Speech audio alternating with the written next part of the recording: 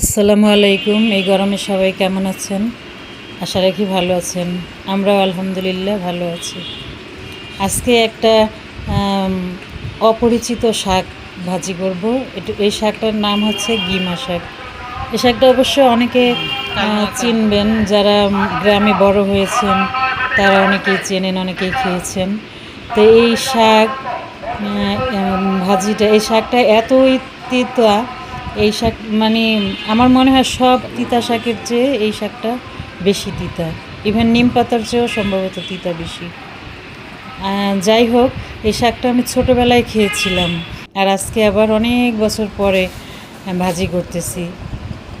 আমি আসলে এই শাকটা দেখে আমার আব্বার কথা কেন যেন খুব বেশি মনে পড়তেছে। আমার মানে হৃদয়টা ভারাক্রান্ত হয়ে যাচ্ছে।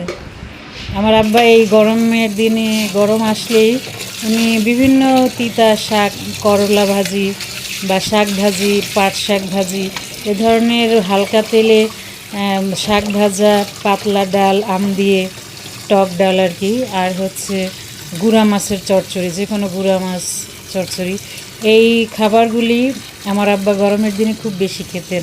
তার ভীষণ পছন্দের খাবার ছিল এগুলি। আমার আব্বা আসলে খুবই স্বাস্থ্য সচেতন এবং রুচিশীল মানুষ ছিলেন।